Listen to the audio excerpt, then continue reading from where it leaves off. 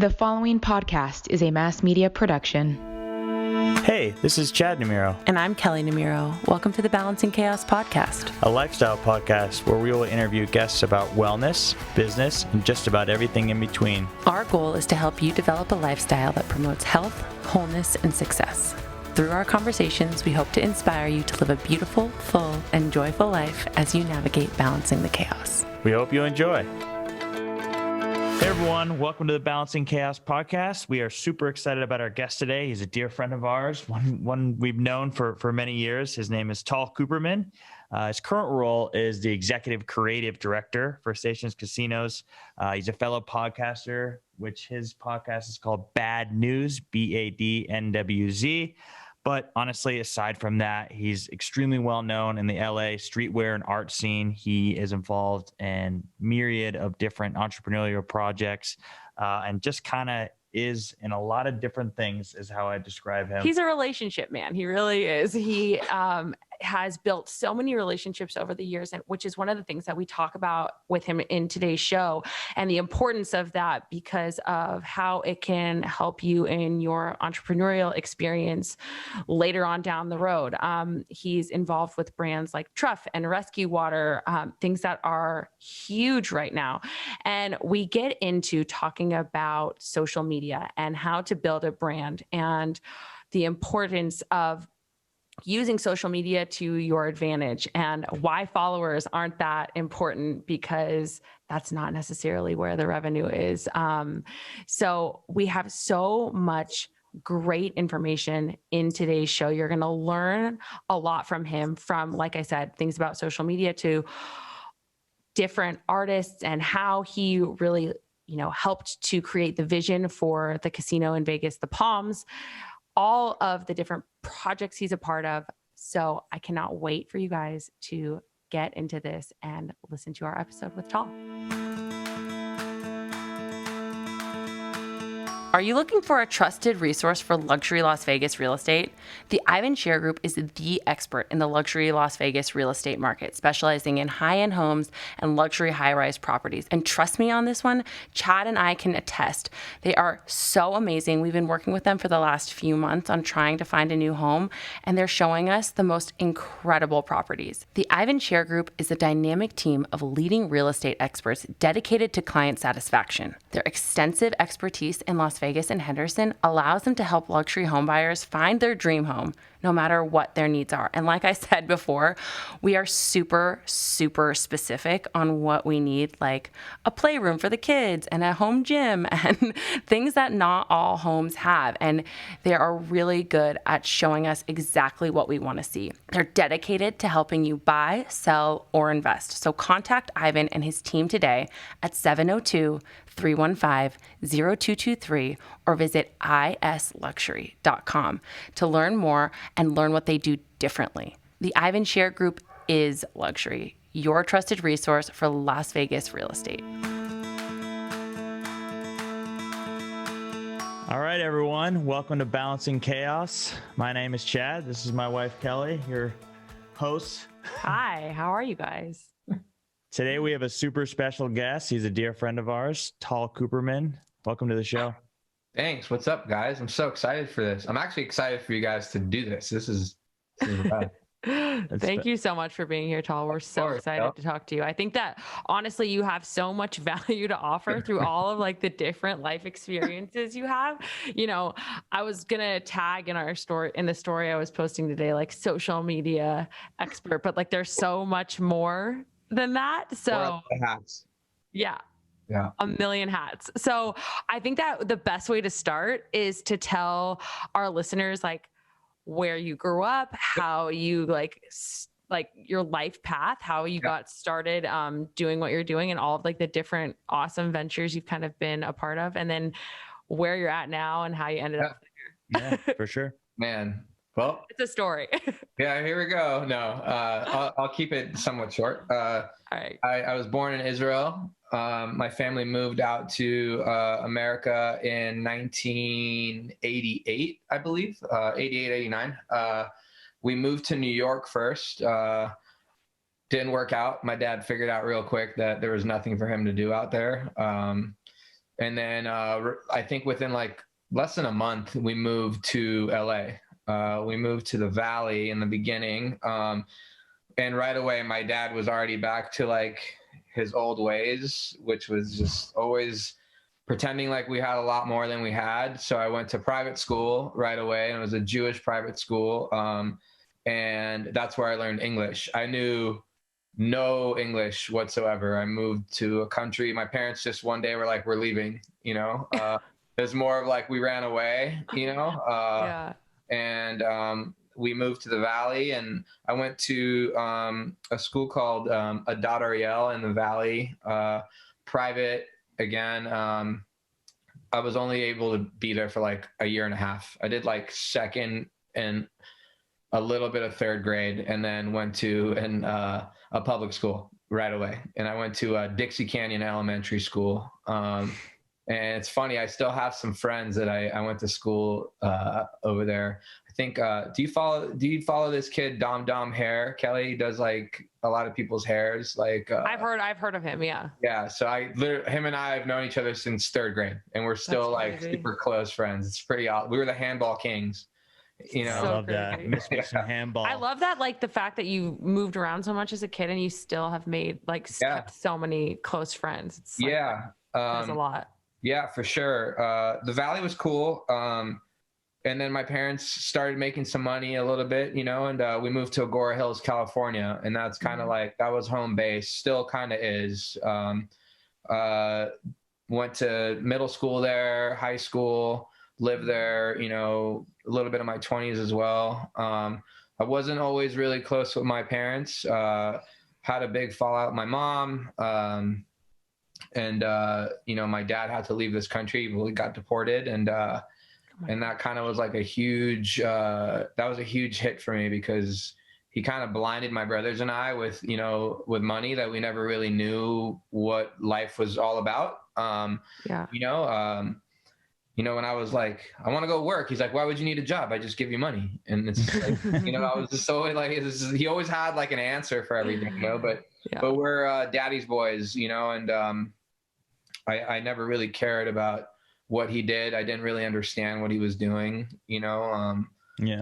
And you know, life was a little tough after he left. But how old were you? When he got deported, I was 22. Okay. And he's still in Israel?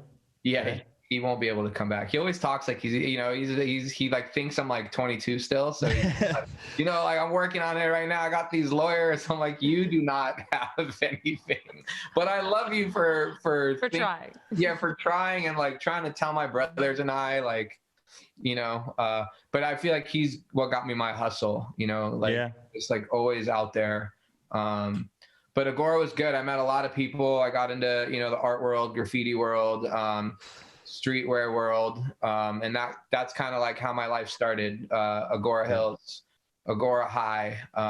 This kid took me down to, to downtown LA, to this factory that everyone used to try to go to for this brand called Gypsies and Thieves. Mm-hmm. And that was like one of the earliest days of streetwear. That was like one of the first LA based brands. And it was real. If you like could get in the warehouse and you could buy some clothes there, it was like when G Unit launched, right? Like everyone wanted it, but you were like afraid to wear it. Cause if you that was hot. That was hot. Right. So it's like, I hate comparing it because it's so cheesy, but like I know, like if you wore G Unit before like G Unit was G Unit to like the mass, it was like, cool, you know? So it's just like, I hate comparing it. And so that's what's got you into like the fashion world. Like, so yeah, I was 14 years old. I had my first internship there. I cooked with the owner. His name was Louis Polito. And I met a lot of people there that I'm still friends with till this day. Very like core friends, you know, whether it was like my graffiti world and or fashion people, you know. And I did everything there. Never got paid, and I didn't care. Like I didn't know anything about money. Right? You're 14 years old. You're not really thinking of that. And also, 14 years old, you're not really thinking of jobs. You're like thinking of like trying to go skateboard or like go to the theater, like the movie theaters, hang out with your friends. I was I was just grinding, not knowing what I was literally going to clothing trade shows at like 14 years old, setting up booths, literally not knowing what I was doing. But I knew it was something because it was so cool. I was seeing a world of like, going to ASR or Magic, the trade show, and like seeing everyone there, literally everyone. And at the time when I grew up, that was like going to those trade shows was like really cool. It's not like how the world is now when everything's online. You have to like go and grind. And I'm glad I was a part of like the end of that era. I think that the thing that you're the best at, like through all of the hats that you wear and all of the things that you've done, is building relationships. Yeah, totally. Like it is insane the amount of people that you're connected to and that you know. And then I look back, like, on you saying like, this is what you were doing when you were 14, and you like taking that and pulling that thread all the way through to what you're doing now. And to give our audience an example of that, like Tal made these amazing different pairs of Vans with Damien Hirst. And he like basically did this entire collaboration last year for the Palms. And so like, I'm sure that you used some of those connections that you made back in the day in order to make something like that happen, like with a brand like Vans and an awesome artist like Damien Hirst. So can you give our audience just a couple of tips? And I know that it really takes a specific type of person who's more outgoing and sociable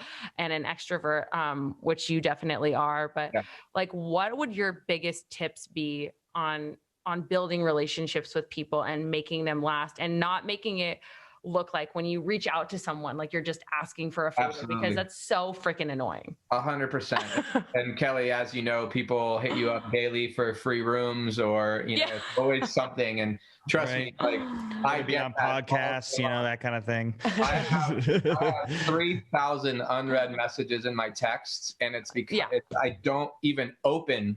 If I see a name and I'm just like, I haven't talked to this fucking person in 6 months. And I know it's like, it starts with a, hey, what's up? And you respond and it's like, oh, nothing. I'm going to be in Vegas this weekend. You think I can get a tweet? It's like, no, you make money. Like support me, and, but yeah, I mean, look, growing up, like the relationships I made, I never knew I was going to use them. And you never think about using your friends or relationships. You just, with me, I got lucky with, having the crew of friends that I have where we all bonded and we're like, we're just going to help each other get to somewhere. Who knows what that is? Like, perfect example is my best friend, Aaron, and I. We've been best friends since we were 13 years old. We're literally still best friends. I was the best man at his wedding. He was the best man at my wedding. It's like his parents raised me. I grew up in their house, but we have always like been side by side with each other. Whatever businesses he's doing, I'm always going to help him, whatever he needs, and whatever it is. And my portfolio and his portfolio together, it's kind of like we're untouchable. We like both of us together, we just know everyone, and we know that, so it's been really cool. But my tip would be to just always just keep trying to grow no matter what, like don't think of like a relationship as something you're going to use. Just know that the people that are in your life, at some point they might be able to help you do something. And luckily the people I grew up with, they all grew into something in an industry that could always help. So it's almost like just like having no expectations and showing up for people to like give back to them and like to support their businesses or their needs, no matter what you think you might need down the road. And I think that's such a beautiful way to show up for a friendship always. If you have a loving like relationship with someone and you respect each other, it's not a favor. It's what you do for the people you care about. Another perfect example. Kelley and I wanted to open a Revolve store at Palms. And she's like, we were eating breakfast and she's like, Tal, if we can get Revolve, that would be so cool. And I was like, I don't know. I'll find it. I'll figure it out. Find a way. My friend Pavan at Tal Group, Tal always works with Revolve. I'm like, hey, can you introduce me? Next thing I know, Kelley and I have a call with these guys, and this guy, Gil, is Israeli. The next thing I know, we're joking around like, you might be my cousin. We find out that we are cousins. We literally are cousins. Ancestry. Oh man. So it's just too crazy. you never know. Small world For sure. And I think that says, that's a big thing too, is that like reputation plays a really big factor into all of this. Yeah. So it's like, if somebody hears of you through someone else and they know that you are a good person, like doing a favor or coming out and supporting someone who has a good reputation, it's a lot easier that way.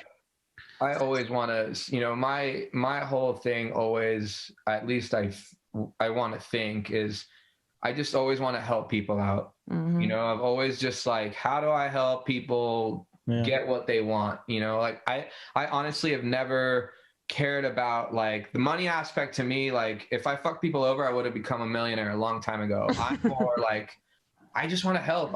Because to me, the way I grew up and I worked for so many companies growing up that paid me $0. Mm-hmm. And the best part is those companies were giving me free clothes to give to bands like the plaques behind my back that at the time didn't have any money. Mm-hmm. These bands that I grew up with are some of the biggest bands in the world now, who I was just giving free clothes. And for me, that was money, because I was like, that relationship is going to go a lot farther. Growing up, I never knew that Linkin Park was going to sell 100 million records and be the biggest band in the world. And those guys took me on tour, and then they introduced me to bands, and then those bands introduced me to bands. And the next thing I know, I create more and more relationships, Mm-hmm. While everyone was promoting clubs, I was trying to promote bands and making sure, my name was getting out there. Like, yo, you want something with Reebok? Hit up this kid Tal. He'll get it for you. And that's just how I kept building and building. Mm-hmm. Yeah. So let's talk about Vegas. How you got from where you were in LA to Vegas.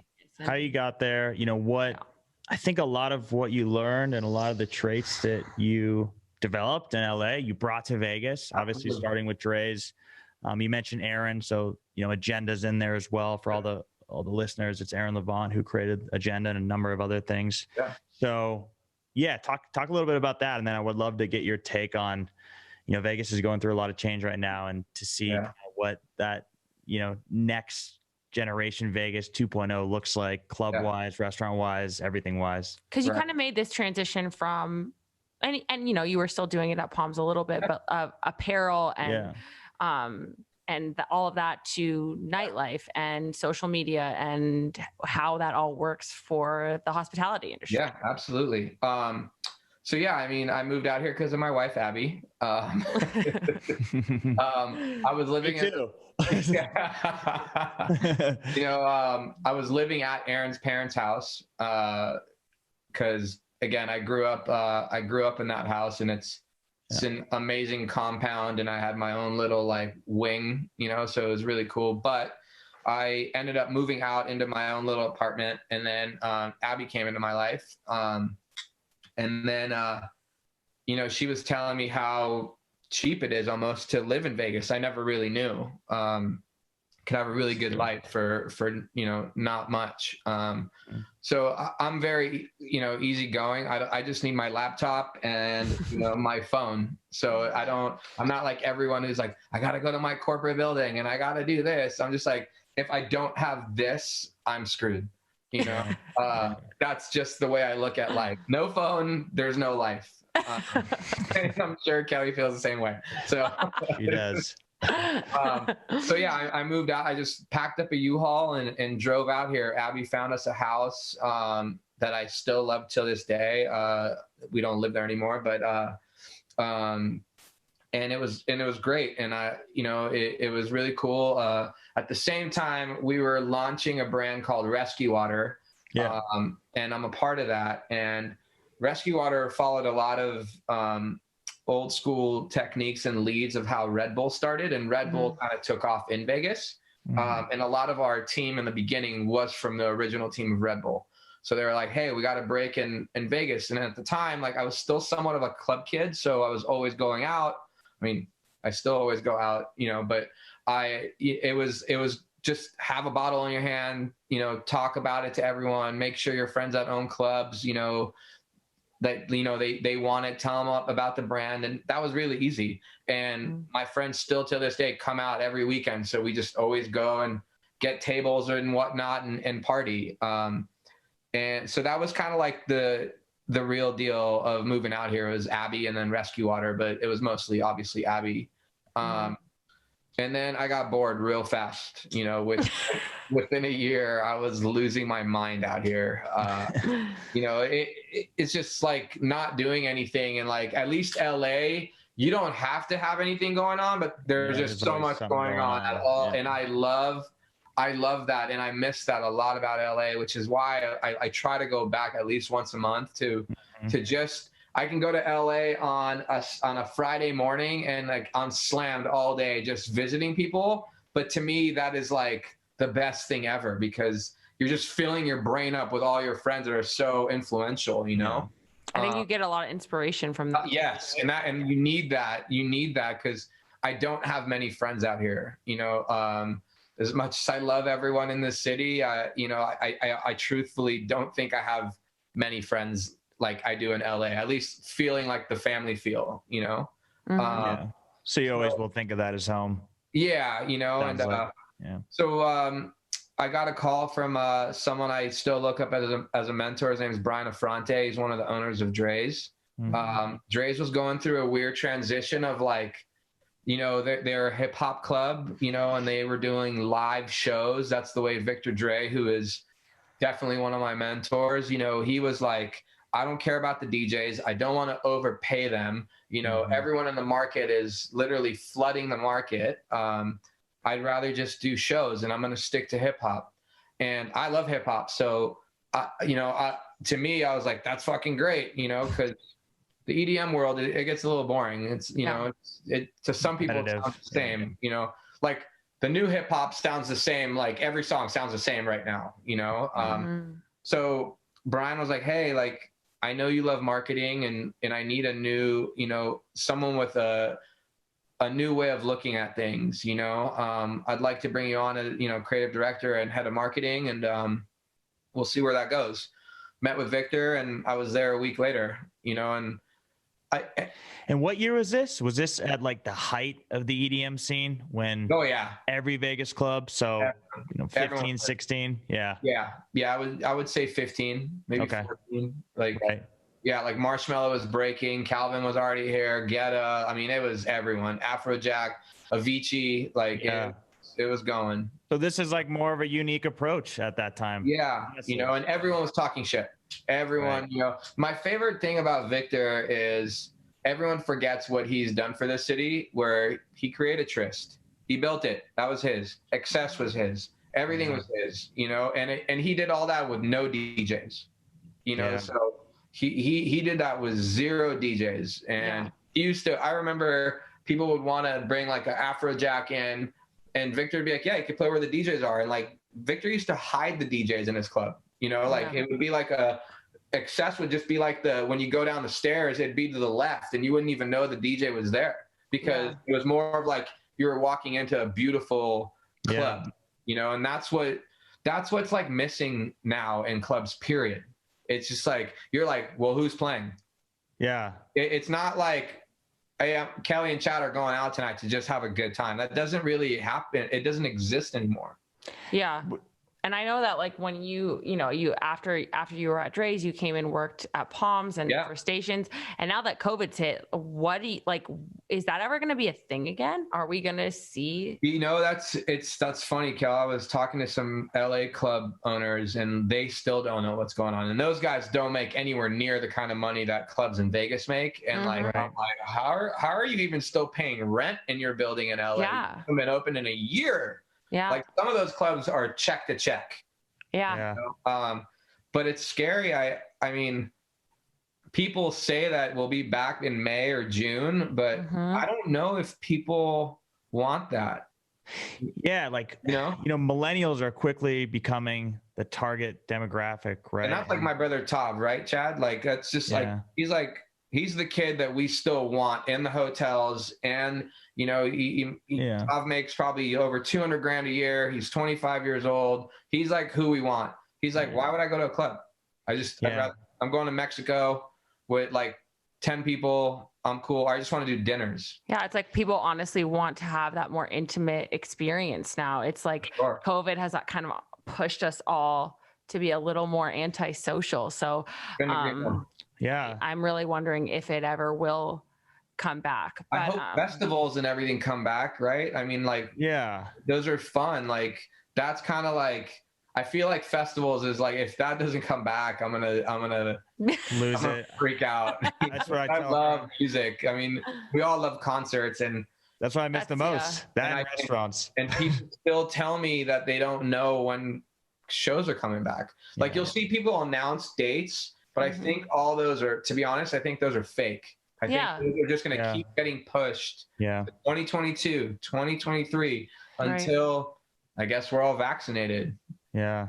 right. So like, what's the answer or what's your answer or your thoughts, I guess, on, the new Vegas, if you will, because do you take the current club format and do you make it more like live performances that are more think- like I a think concert, that- or do you reshape what that experience is or candidly? I'll tell you what, I don't think anyone's figured that out yet because Yeah. they, there's still no shows. There's still, Yeah. Vegas is not the same. Kelley's from here, so it's, she like, Yeah. her family knows. Obviously, I work for her dad and her uncle, but like, it's like, we went down, the last time I went to the Strip was 6 months ago, and it was fucking scary. Right when I Yeah. walked into Caesars, there was a brawl in the lobby. Yeah. It's definitely- Abby and I were going to Nobu, Something and I like just that. watched two girls just scrapping, and I'm like, it just, the rates keep going down. It's going to bring in the crowd that Vegas was not built for. Yeah. So for those of you guys who are new to like listening to Chad and I guess that this little bit of backstory might be helpful. So I did used to work for my family's business. That's actually how I met Tal, where I held a corporate job as a marketing director. And my family owns casinos here in Vegas, and some of them are actually still shut down because of COVID. But a lot of what Tal is doing is working on social media and marketing in general in an effort to, inspire people to come back and have a hospitality experience. And I think that, I don't work there anymore, but a lot of what I hear is that you guys are doing things to create more intimate type of experiences for the local Las Vegas guest and those things like, I think that they're at Red Rock. That's one of the local hotels here that is open, that you guys are doing like things at the nightclub Cherry and making like, like I said, more intimate experiences and how are you promoting those through social media and what does that really look like right now? Yeah. So you do want to go out. yeah. Look, I think people do miss going out. I just don't think Totally. I think they don't miss the crowdedness of craziness. Right. So we've been able to, because right now Vegas is at 25%.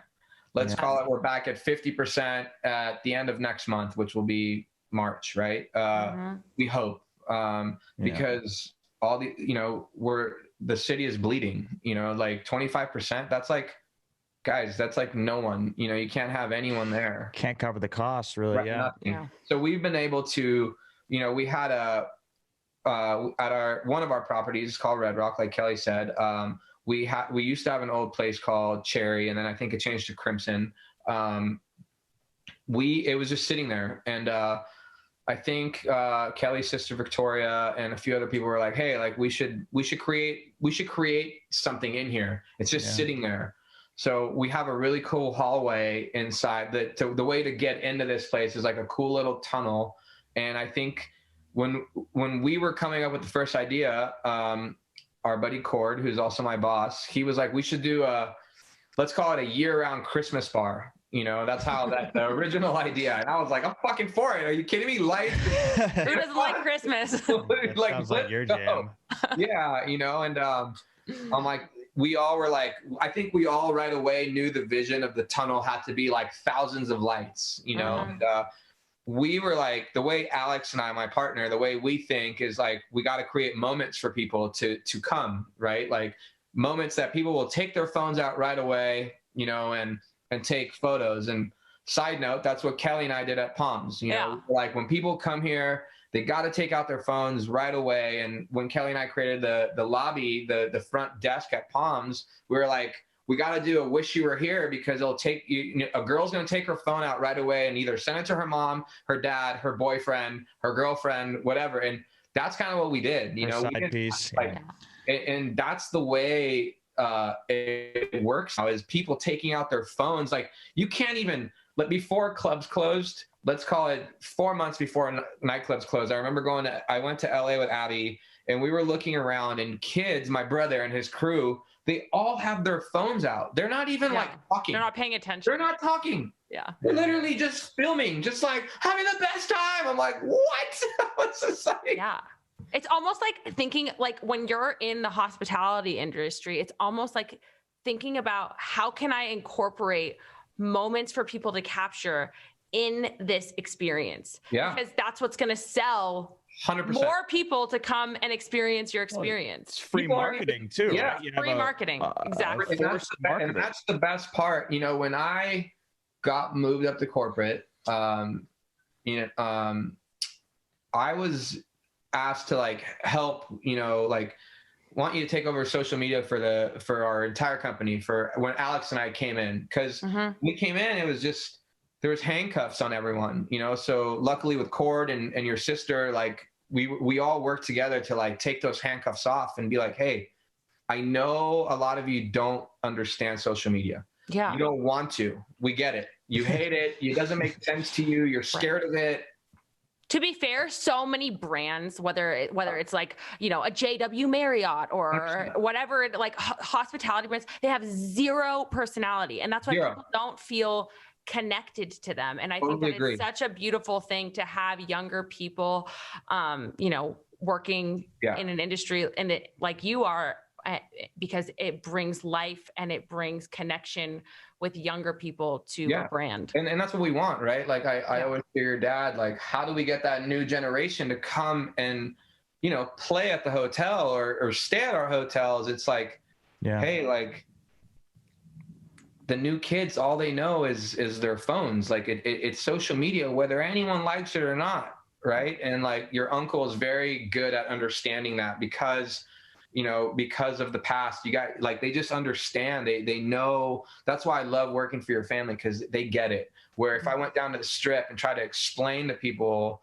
what it is, like, now just do one post a week of like our room or our offer. Or it's like, no. That's not what you want. Right. Like I remember when I first came in and took over even Red Rock, people were calling me like, what are you doing? I'm like, I don't answer to you. Yeah. I was like, and this is the new direction. And you have zero say because you're very fossil minded, you know, and it shouldn't be like that. But now it's really cool because I feel like social media for the company has done so well in the last, let's call it 6 months, that everyone is like either started an account, is all about looking at it. Even people that in the beginning would tell me, I don't do social media, they have accounts now. And they're like, did you see this thing this morning? And it's like, you can't get away from it. And it's going to get way worse. Social media is just, you know, as we know, is just going to get much, much bigger. You know, even the company Chad works for, like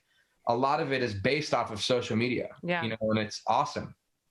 Oh yeah. That's like what I spend most of my time with, explaining social media and these different marketing and sales channels to legacy brands who just aren't used to accessing their customers like that and aren't used to selling like that. They want print and billboards when you're like that. It's not what, it's like mobile a few years ago. That was kind of like not a nice to have, but it wasn't as important as desktop. And now social is like a primary channel, if not the primary, obviously. For I saw Gary Vee posted like a timeline of like, let's call it internet, then social and all this stuff. And it stood out to me because he's so right. You know, like he was just saying people were saying that internet was going to be dead in like a couple years, you know, and like then social media was going to die. And it's just like, are you kidding me? Like the best part about, let's call it just Instagram, is you can create, it's your own little blog. You're just looking through you create what you want to follow. Like you can create your own little world of what it is. Yeah. You know? So what do you think when it comes, whether it's for a brand or like, let's even say like a person like me, where, you know, I have my own personal brand, or there are people who want to become their own content creators. I think you're really the expert in brands and like hospitality or clothing, but what is the right strategy? Like, how often does someone needs to post? Is consistency what's really important? Is the content what's really important? Are they both really important? There you go. Kelley just answered her own question. Yeah, of course. Like, I think, look, I'm still one of the people that cares too much, right? Like, I should just post all day. Like, it doesn't matter what I post. As long as you keep posting, people will come back. I have some friends they used to be the ones that would talk the most shit about social media, and now they're my favorite people to follow because they're just like, they don't care. You know, they're not like, they just post. Like, it's not too thought out. If they see like a brick wall that's buffed in a different color, they're like, that's great. Next thing I know, there's like 11,000 likes on it. And I'm like, what? Just how did that happen? You know, it's like, you're in your head of like, what did you do? He's like, I don't know, I just posted this picture. And I think people overthink it, you know? But I think there's just also a lot of different kind of people. Like, my brother, you know, he manages some of the biggest gamers in the world. They're part of FaZe Clan or whatever. And like, I'll watch Banks and Temper like post maybe once a week, maybe, you know, but like, that's what kids want. If they post it too much, that's too much. Yeah. You know, and then you have like an artist like Revoke, who he's got like 300,000 followers, but he'll post all day long and people want that. So it's like, you have to know what you got to know who your audience is. Right. And I think that's key. With me, every time I post, I'll get like a lot of likes, but I'll also lose like 200 followers. So it's so funny that you say that, like, and because I'm going to be totally honest and transparent with my audience. Yeah. Like, because that's a lot of who's listening right now. Like, I lost a ton of followers in this last, like, literally calendar year, but I made more money than I've ever made before. Yeah. So it's not necessarily, and I'm sure that might be, you know, the case in the past with Red Rock. It's like, it's not just about followers. It's also about the content that you're delivering to the people who care about it. And the revenue that drives, because like I said, it's not yet, you know, it's just ultra saturated. Yeah. So you absolutely have to figure out who your base is, you know, and then you have to appeal to them and honestly develop connections. And also don't get discouraged, right? Like, some people are like, fuck, I only have 1,000 followers. And, you know, and, you know, for everyone that's going to be listening, like, someone that's one of my favorite people to follow is Bobby Hundreds. Yeah. He's one of my best friends. He's to me, he's like God, right? Like, he just always has an answer for everyone. And he'll always say, like, shame on you for not caring about the 500 people that are like your core people, you know. It's like 500, care about those 500 people. Those like, are the people they're listening to you. And to be honest, that's like, to start a new page would probably be good for me, someone like me, just of like, hey, like, however many followers I have, like, I don't even know what's real. I don't know what's bots, what's not. Yes. You know, like, I'm like, let's call it, if today Instagram did like a sweep on all bots, I probably would drop like 60,000 followers. I wouldn't doubt it, you know, like, I'm just like, in my head, I'm like, I don't get it. And as you know, Kel, there's like girls out there with 500,000, 1 million followers, but somehow you or I, with our following, get more likes and views than they do. And you're like, how the fuck did this happen? Yeah, no, it's crazy. Did they lose their engagement? Do they not know who their follower is? You know, or like, are they buying followers? Like, I watched that 100%. Documentary. What's it called?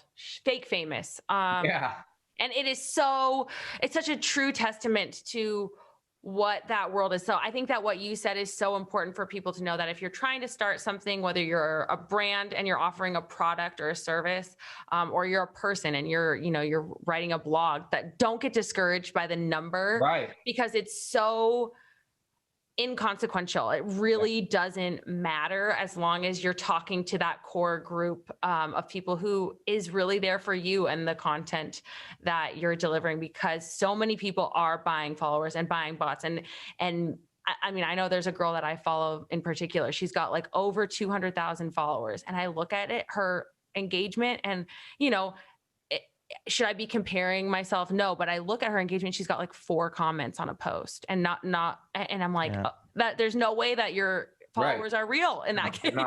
They're not. And that's the thing. It's just like, just know, like, you're not going to feel good about yourself if that's what you're going for. Right. If you just like, I have 200,000 followers, you're pretty, if you're buying those followers, you're talking to yourself. Like, create an audience. You like, don't want that. Yeah. If you have 500 followers, those 500 followers want to hear what you have to say. You should be so proud. They will help you get to 1,000, and then be proud of that 1,000, and then just keep growing. But just keep posting. You know, it'll hit.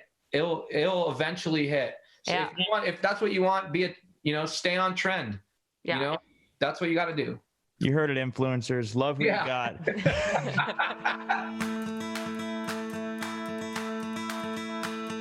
Quickly pausing this episode of the show to let you know that my private one-on-one coaching container is now open. Over the course of 2021, I'm only going to be working with a small, select group of women to help them return to feeling like they're at home in their bodies, to help them lose resistant weight, to feel less anxious and more energized. My one-on-one coaching is truly for you if you're tired of feeling depleted, overwhelmed, bloated, or like you're just not enough. There's no magic pill or cleanse or detox that's going to work. You are really ready to make that commitment to yourself and create the habits that will lead you to hormonal balance and vibrant health.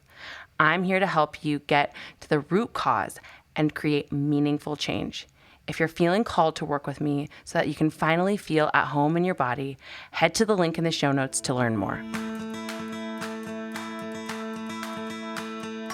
So yeah, I mean, for those who don't know, which is probably a lot of people given the pandemic, the Palms just went through a massive renovation, just shy of $1 billion.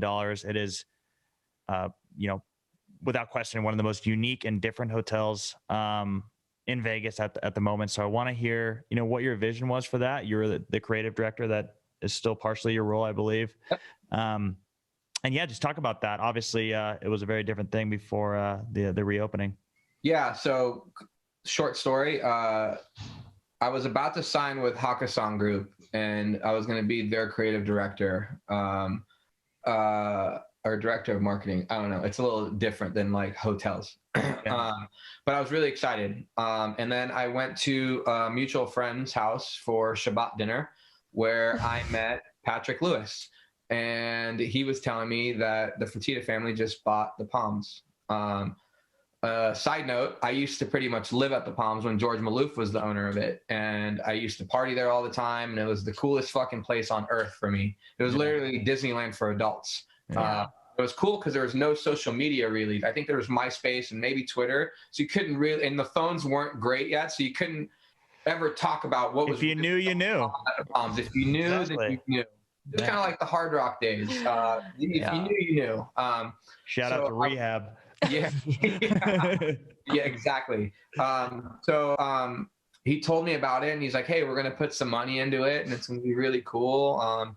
We have a list of people that we're going for," and I got really excited, and like my hamster wheel started going. I'm like, "Fuck, I don't want to work for Hakkasan Group. I gotta go work for Frank and Lorenzo Fertitta," And a few people ended up getting hired with the company. I don't like to ever talk about them, so I won't. And one of my best friends till this day, John Gray, he was a part of the project as well. And I met John when he worked for George Maloof, and when he was running that property back then. So he was in the running, as well, to get hired and be brought on to be the head of the project. And it was just like stars were finally aligning. Like that's the way, like I never understood people when they said that, but I could I just started feeling it. So I ended up skipping on Hakkasan Group. Days before my signing with them, I ended up meeting with Rich Haskins, God rest his soul. I met with him and a few other people, and I ended up coming on, to be the head of marketing for the club that we were opening. Yeah. That was coming years from now, which was great. Unfortunately, the people I was working with, I was butting heads. And when I say work, like, it wasn't like Frank or Lorenzo, it was other people that were Involved in the club. And they were the ones kind of like, it was their vision for a second. And it wasn't clicking with me. Fast forward a few months of me wanting to kill myself and crying every night. Chad's wife, Kelley, over here, saved my life. And I would literally cry to Kelley of like, you have to get me out of this fucking thing. I want nothing to do with this project. And, Kelley started taking me under her wing, which was fucking awesome. And she brought me into a lot of meetings and, took me, we had another ad agency helping us at the time. And she would take me to meetings in San Diego and stuff like that. And it was cool because I always try to give Kelley as much credit as possible. Thank you. If it wasn't for fucking Kelley, I think things would have went a lot different for me with this company. I don't even know if I'd still be here, honestly. Yes, you would. Well, like I said, she pulled me out, and I got involved, with Frank and Lorenzo finally, and I got involved as far as like in a more direct way. Yeah, just like, hey, Tal, about art? We want to get art, and then I found out that Kelley and her dad and her uncle, like, they all love art so much that I was like, I started learning more about blue chip art, and then I was teaching everyone about street art, and it just flowed. And I'm like, finally, oh my God, this is amazing, right? Then like designing the restaurants, and Kelley and I would sit with Albie, our head architect, of like just creating moments in this hotel. We were like, we have 800 rooms. We have to create stuff for people to take out their phones. We don't have 3,000 to 5,000 rooms that every property on the strip is always full because they have so many rooms. We never had that. That's the one thing about Palms. It always felt like a boutique hotel, even though that's on a mass scale. Like you go to like south of France, a big hotel has maybe 60 to 150 rooms. This is like 800 rooms. Yeah. It's a relatively small casino floor, and you can kind of see, everything. most. And that's the cool part about it, is like when you did curate that whole art collection, because the place is so small, not so small, but cozy, it felt like an art gallery. Like you're never going to walk into Bellagio and the valet guy's going to know, hey, that's Kelley and Amaro, she's the owner of the hotel. No one, like, they don't know that, but you walk into Palms, the guy's going to know what kind of hamburger Kelley's going to want from In-N-Out. They just know, and that's a beautiful thing. It's the one thing of like, even at our properties like Green Valley Ranch or Palace or Red Rock, like our teams are so good at knowing everyone, which is, you just feel like you're at home always, and that's what keeps people coming back, is making someone feel like a big shot when they're not. It's true hospitality. So true hospitality. Like, just for the listeners, talk about some of the art at the Palms so people can get excied, right? Yeah, it rains. Even though they can't see it right now. To get excited. Wishful thinking. Our heartbeat of the property, was designed by Damien Hirst. It's our center bar called The Unknown. Those of you that's been living under a rock for the last God knows how many years, Damien Hirst is one of the biggest living artists on this planet. He designed the bar with Frank and Lorenzo. It's amazing. Our steakhouse has paintings from artists like Jason Revoque and Jean-Michel Basquiat to Andy Warhol and Damien Hirst and Carlos Crash. It's we designed a bathroom that looked like a pie, like a cake. It's we literally look for. You can lick the urinals. It tastes good. Even like the front valet, like when you walk in, there's this whole moment that says Palms in, like, it looks like balloons, and like you guys couldn't imagine how many, like, at the when the Palms was open before COVID hit, girls would line up to take a photo in front. So when I think the main point to hit home on is like, when you are designing a space, it's almost like like we talked about before, like having this forethought of like, how can you make it a moment for someone to capture on their phone, because that's really like what this world has come to, right? And I will say, I mean, you know, and I think a lot of people have copied what we've done. Totally. You know, and while we were doing palms, a lot of people were talking shit, you know, and I don't know how to take that very well. I'm usually ready to just go to that person's house and just be like, hey, we're going to just take care of business really quick. But what made me feel good is knowing people copied us after. While everyone was talking shit about us going the art direction, everyone started having like an installation of some sort in Bellagio, or, you know, Steve Wynn always had art, but all of a sudden they got like street art. And I'm like, it's the highest form of flattery. You know? Most geniuses, almost all, were told that they were crazy as they were developing their craft, and then everyone appreciates it later. Right. I mean, it's the truth. But it's definitely the highest form of flattery, for sure. For sure.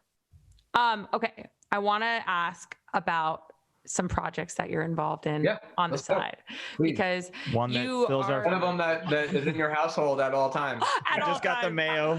I don't know if she was gonna eat I saw she got the mayo. I sent her the spread. You'll have some dairy. Oh yeah. Mayo. Okay, you listeners, you heard that. So Tal is, you know, great at what he does in terms of social media and marketing and in the hospitality world, but he has these projects that he does on the side. And one of the most amazing ones to me is Truff, which is it started out as hot sauce, and now it is all of these incredibly delicious. If you like truffles, let me tell you, truffle based like pasta sauce and now mayo. So tell us about your involvement with that. And I think that so many people know what it is now because it's in grocery stores. I mean, it's valuation. No, like not to just like. Not to honestly, I get so excited still, right? I mean, we're the number one selling hot sauce and pasta sauce on Amazon. Literally. So impressive. We're you Shopify, by the way. Number one in Whole Foods, number one in Erewhon, Kelly's favorite market. It is going very, very good. I think we're in many stores. I don't know if I'm allowed to talk about how many we're in, but we're in thousands. And our online business is amazing. What do you run on, just to clear things up? Shopify. My best friend Aaron and I and his mom were trying to create a hot sauce brand. Aaron and I are obsessed with hot sauce. We put it on pretty much anything and everything. He is way more obsessed than I am because he just loves spicy food. But he was in a meeting one day, I think it was in Nobu, with our good friend John Buscemi, who is an amazing soul. And he was like, I'm going to start a hot sauce brand. And Aaron's like, Tal and I want to start a hot sauce brand. He's like, I got this kid, you know, through marriage that I'm friends with, or cousins, or I don't know what they are. His name's Nick, and his best friend Nick, they have this thing with truffle infused hot sauce. And Aaron's like, tell me more. He's like, not only that, they own the Instagram handle Sauce. Oh, yeah, that's a good one. And right there, Aaron was like, what?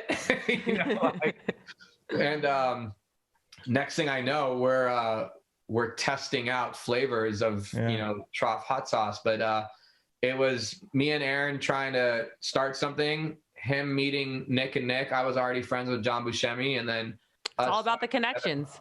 Yeah, there are connections, but that's how it started, really. Well, it's amazing hot sauce, and I love truffles, but I'd say you don't necessarily even need to. It's just like flavor, almost like you put on veggies. It's not. Yeah, it's more of like, again, it's more of a sauce than it is a hot sauce. Yeah, you can put it on literally everything, and I swear to you, it will taste great. It's the thing too that I noticed immediately is branding is everything these days. You know that more than anyone. It's a beautiful, I would say, artistic bottle. It's very and different. Every package too. Like every package has like the branding is on point. Spread. Like it's all like we're all from like streetwear brands, right? So like streetwear is all about making yourself look like you're a lot bigger than you really are.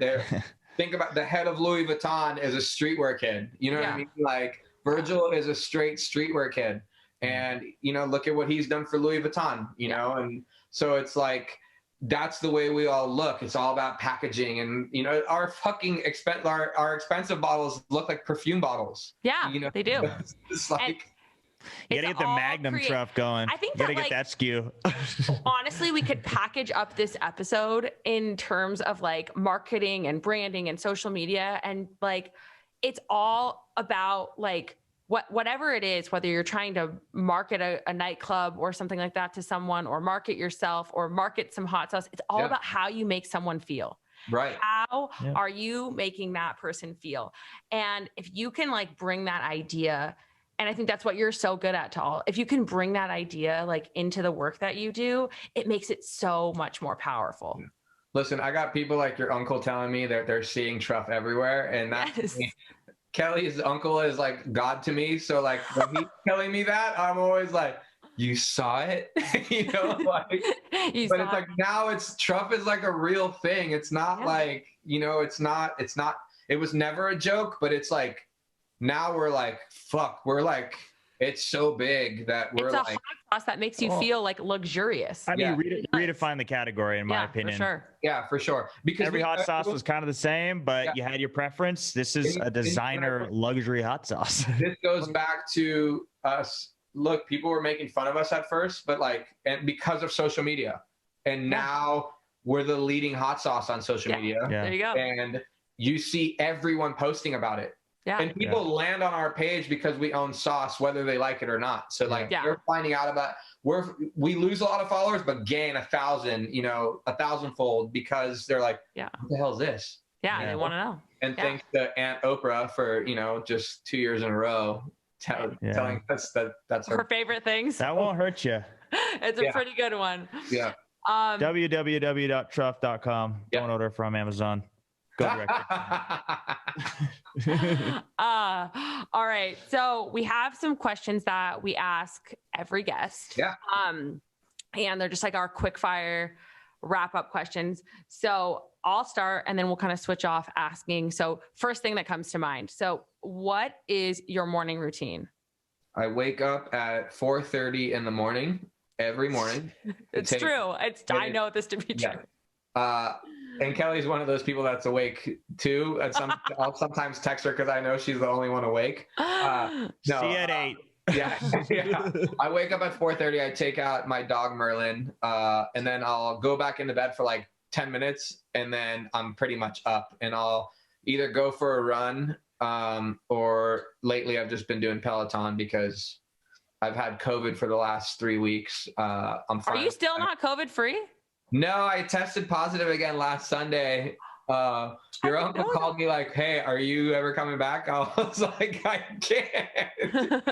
Oh my gosh, that is. So Cord was like, hey, like, I guess like the CDC says like after 10 days you can go back, but I still had some symptoms, you know, after 10 days. So I was like, look, funny better safe than sorry. You don't want that. The reason I don't want to go back is because the person that fucking figured out that I had COVID was Kelley's sister. Was my sister. It's true. And she fucking melted down right in front of me, and I was like, I'm never going back in that building until I'm fucking negative. COVID free. You got to keep it clean. Oh man. Okay, so you go for a run, maybe. Yep. And then what? And then I'll you know I'll come back. I'll get ready for the day, which is by then is like 6:34, 7. And then I'll start doing some emails. I'll usually talk to my brothers because they're awake as well. And then I go to work. What's for breakfast? I don't eat breakfast. You're an intermittent faster like Chad. Yeah, I don't do it on purpose. I just like breakfast. If I eat breakfast, I won't eat lunch, and I love lunch. Yeah. Okay. You know, I'll sell it like it's deliberate, but I just get busy and forget. That's the truth. Yeah. And so wait, let me ask you one question because I like to get into like this wellnessy stuff. Yeah, of course. Like when you're, you know, before you go on your run, and before you like, you know, like you start getting ready for the day, is your phone a part of the situation, or do you have time away from it? When I'm on my run, my phone's on silent. Okay. That's good. I love it. Because I'm not lying to you guys. A lot of people ask me for a lot of things, and my phone starts going at 6 a.m. Yeah. Right. And you need a little time to. My run is my therapy, you know. And even now that I'm doing Peloton, my phone's on silent. Space to yourself. Yeah, I just need 30 to 45 minutes of just like nothing. I think that's really important too. Yeah. Yeah. All right. It's healthy too, I would think. I think it's very healthy. It is. I think if you can get yourself that hour or so realistically, as busy as we all are, Yeah, that really matters. definitely. So, what's the best thing you've eaten this week? You're coming off COVID. I don't know. I got my taste and smell back within like 5 days. Okay, that's good. I don't know if it's all back. Yeah. There's some. So maybe what's the best looking meal? I had sushi earlier this week, and it fucking was awesome. From where? All three of us. Center Japan. A little local spot that Kelley, Chad, and I love. It's really good. Yep. All right, Tal, you know me, I'm pretty woo-woo. If you were a color, what color would you be? Baby blue. I like that. UCLA colors. I don't know how much I like that. Yeah. That's so good.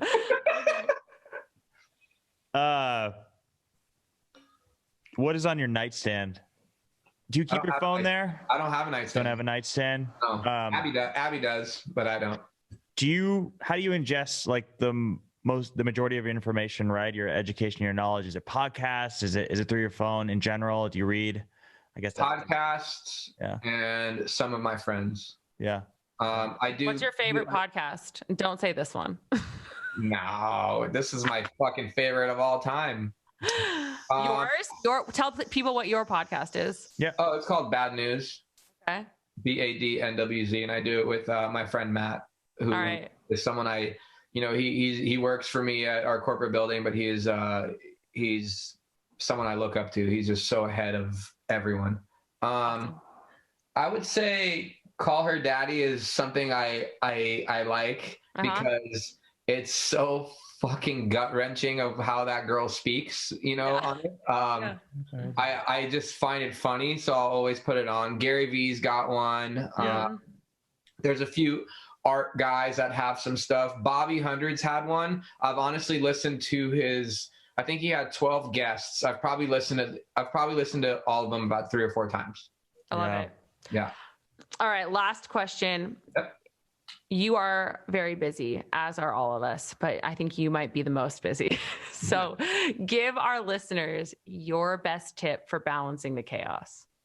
Oh, man, I'm like Kelley already knows I'm like the worst person to ask. I'm like so dramatic and always so like, I don't know. Honestly, I can barely balance, my chaos. I honestly don't have an answer. Oh man. I don't know. I don't know how to balance. Like, I'm not like, I'll tell you what I was telling Chad earlier. COVID like messed me up pretty. I don't know how to be home, you know,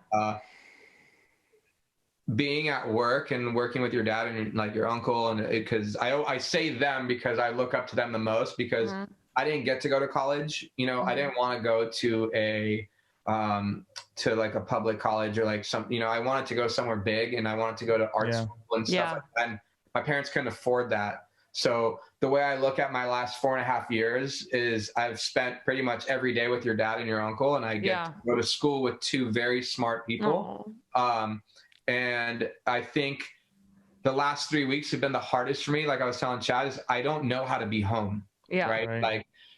Like for me, my main focus is always in that building, and I'm, not being with the team. And I've been with Alex every day for 4 years. Like not being with everyone, it is kind of been like a tornado for me. And I'm I think come Monday, like I'll be back to like the focus is back, right? Like back to meetings. Like I guess I missed that, and that is like my real balance.